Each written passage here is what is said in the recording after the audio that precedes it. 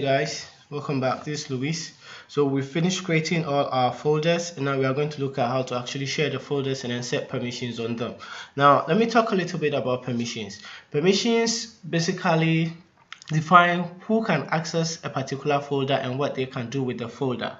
Every object in Active Directory by default comes with every object on a computer by default comes with a set of what we call security descriptors, and these security descriptors are basically access control entries that defines who can access a folder and what they can do with it. All these access control entries put together are called access control lists. Now in Windows environment we have two permission sets. We have the NTFS permission and then we have the share folder permission. Now the share folder permission is used in an environment where there is no NTFS permission, and the NTFS permission is used in an environment where we have the NTFS file system. Now none of them is dependent on the other. None of them is dependent on the other, but then for a file to be accessible by anyone, both the NTFS permission and the share permission are put together, and then whichever one is more restrictive is applied to the user. Now when it comes to sharing files and folders, it's very simple. All you have to do is to share this folder, we right click on the folder, work files, then we go to properties. Then from here we go to sharing. We are not going to use share, we are going to use advanced sharing. So we want to set custom permissions and all that. So share this folder, we say yes. Then we have two options here. We have the permissions and we have the caching. Now what the caching is, caching allows you to do what we call offline settings, so that in case someone is in the office and then the person was working on a folder and the person goes home, a copy of the file is going to be cached on their system so that they can still work on it, and then when they come back to the office it's going to synchronize with the one in the office. So you don't have to copy the file with a drive and then put it on the person's system. Let me cancel out of here. Then we have permissions. So let's go to permissions. Now with the permissions we have three options here, but first and foremost we have everyone. So first thing we want to do is we want to remove everyone. So click remove, select everyone, and then click remove because we don't want everyone to be snooping over our work files.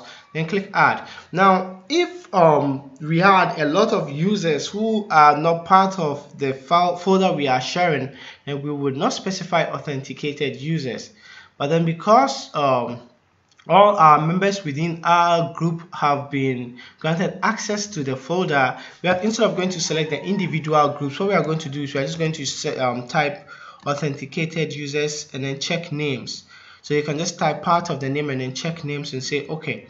Now we are going to give them change. So what we are doing, this is what we call the share permissions. Now the share permission has only three permission levels. We have full control, which allows you to do everything. Then we have change, which allows you to modify the content within the folder, but you cannot harm the main folder.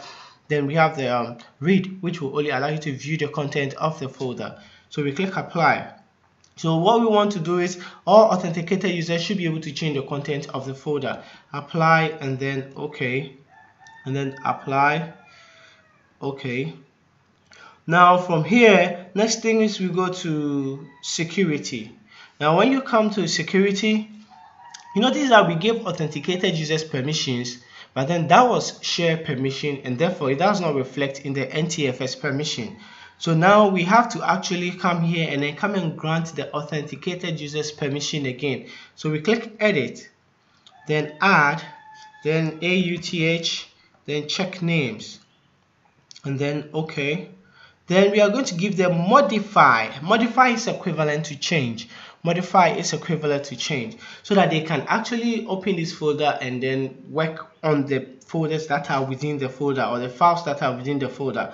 Then we click apply and then okay, and then close. So basically this is how you share a folder on a network.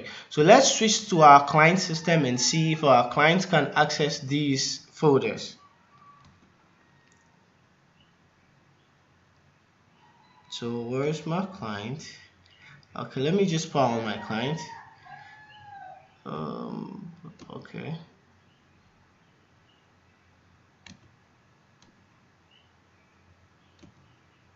So WDike is signed in.